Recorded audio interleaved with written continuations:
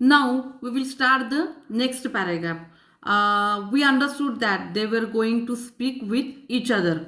Before previous paragraph, we understood that they were going to speak with each other. They started the speaking about his problem. A knife has passed through you once, said the astrologer.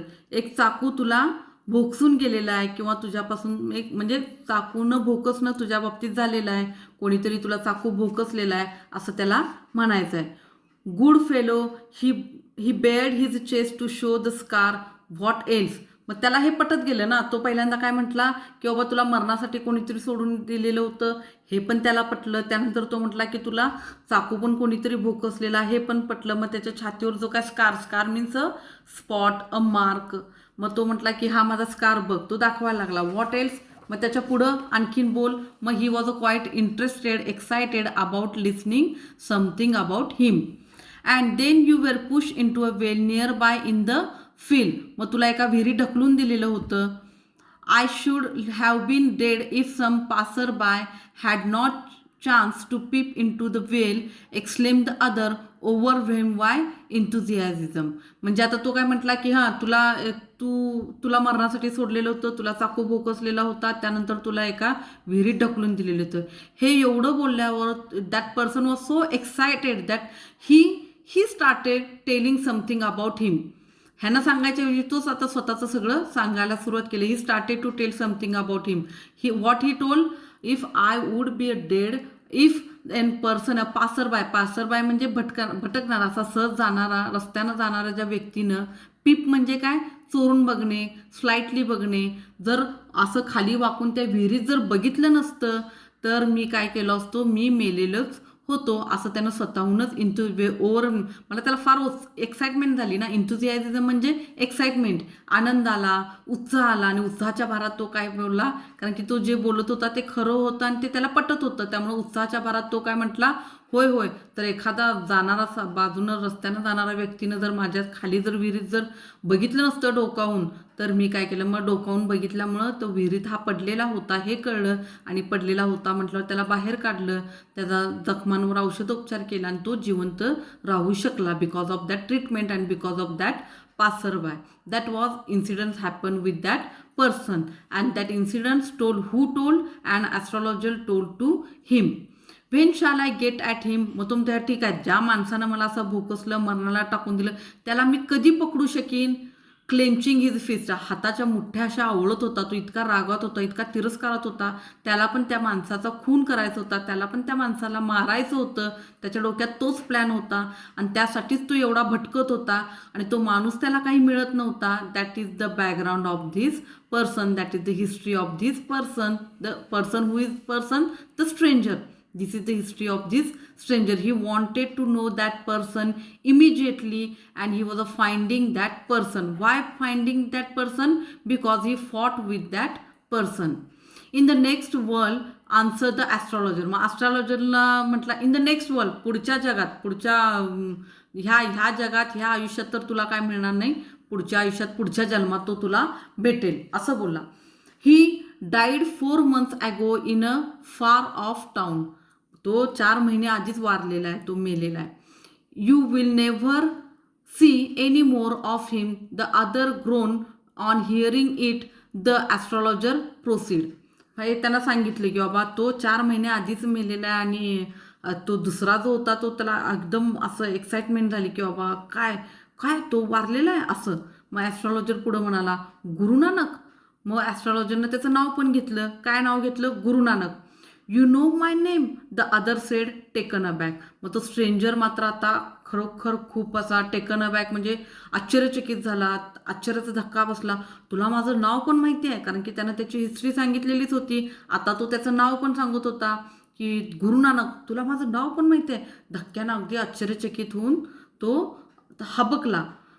As I know all other things Guru Nanak, listen carefully to what I have to say. मग तो म्हणतो, मग ॲस्ट्रॉलॉजरला खूप confidence आला ना, कारण की तो आश्चर्यानं भारावून गेलेला होता की त्याला त्याच्याबद्दल सगळं माहिती होतं म्हणून. मग तो म्हटला अरे मला एवढंच काय, तुझ्याबद्दल खूप काय काय माहिती आहे अजून.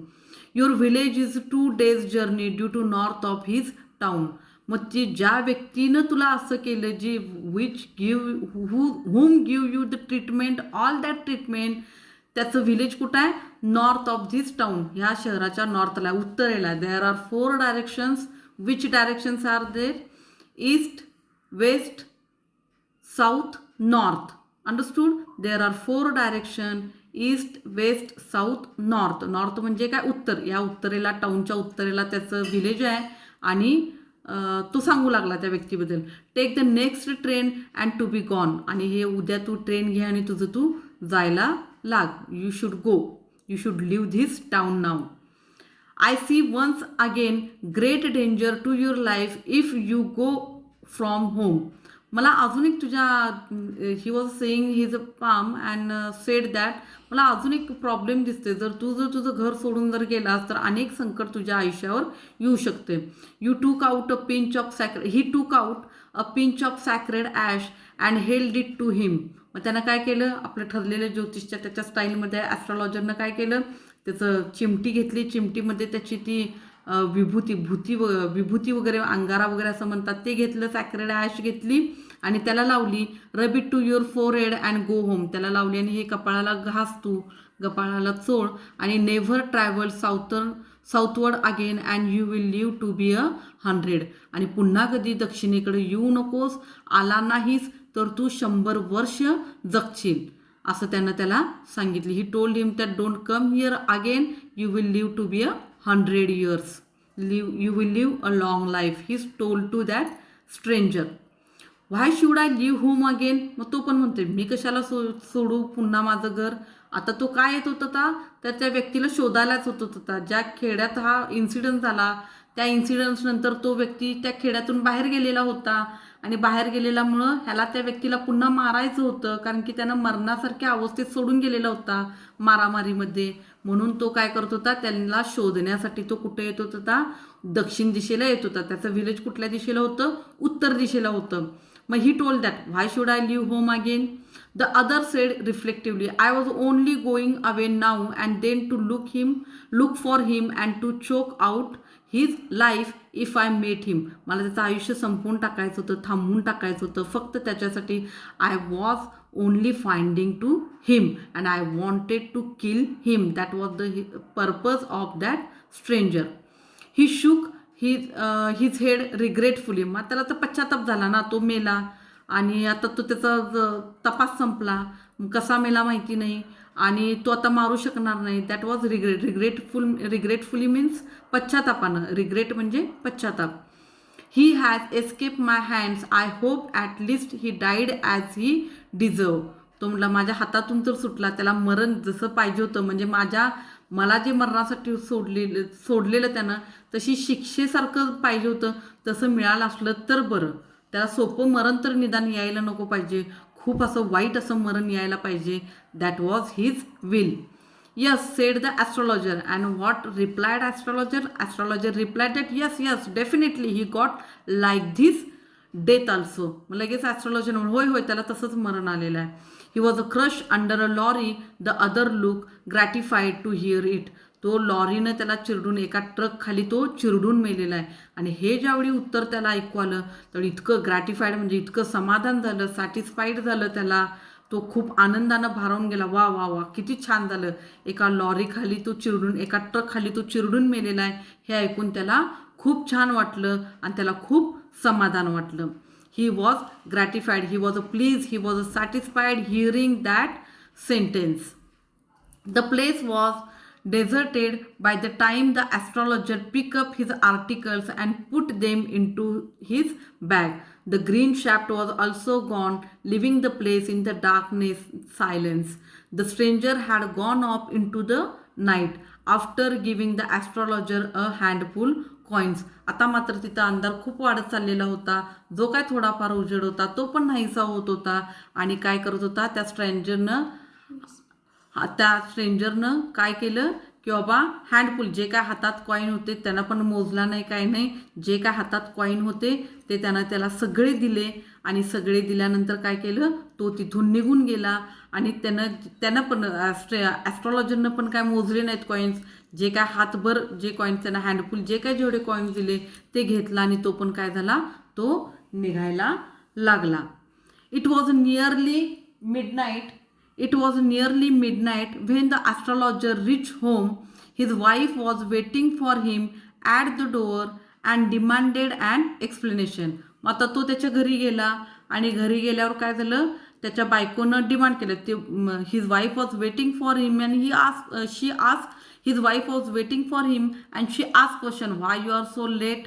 That was, she was asking the questions. He flung the coins at her and said, count them, one man gave all that, and today he earned so much and many more comparison to other days, and that's why he was very proud to be like that earning money. That's why he flung म्हणजे काय, फेकून टाकणे. मग flung PP of फ्लंक and त्यानं फेकून टाकलं आणि म्हटलं की बघ मोज मला किती पैसे मिळालेले आहेत ते. 12.5 annas she said counting. She was overjoyed. मग तिनं किती मोजले ते पैसे, 12.5 आनाज, 12 आणि पुन्हा हाफ आनाज मिळालेले आहेत असं. आणि तिला खूप आनंद झाला कारण की एवढे पैसे खूप दिवसांनी मिळालेले होते. I can buy some jaggery and coconut. Jaggery means गुळ, कोकोनट मीन्स नारळ. मी नारळ आणि जॅगरी घेईन. The child has been asking for sweets for so many days now. I will prepare some nice stuff for her. मग गुळ खोबऱ्याचं मी काहीतरी छान असं बनवीन, गुळ खोबरे भरून असं छान असा गोड पदार्थ बनवीन. My child was asking for that. Today now I will buy because of this money and I will give to her. That's why she was also so happy. Now the swine has cheated me. He promised me a rupee. And what said the astrologer? Now astrologer was angry. He said that the swine, तो सुवर swine म्हणजे काय, त्या डुकरानं मात्र मला फसवलं. त्यानं मला 1 RuPay देतो म्हटलेला होता. That was all the bargaining was going on. But what was defined, there was fixed that the 1 rupee. But how many did he, how many gave he? He gave 12.5 annas. He said that he cheated me. She looked up at him. You look worried. What is wrong? आणि आता त्याच्या बायकोला पण जाणवा लागले की बाबा something he is looking worrying. What is wrong? She ask also but he replied nothing. He didn't say anything about that worry and whatever happening in the day. He didn't say now. After dinner, sitting on the pile. Pile means what? चारपाई, कॉटवर चारपाईवर बसला तो. He told her, do you know a great load is gone from my today. What he said? Now he wanted to speak with his wife. He started to speak with his wife. I thought I had the blood of a man on my hands all these years. That was the reason why I ran away from the home, settled there here and married you. He is live. She gasped. You tried to kill him?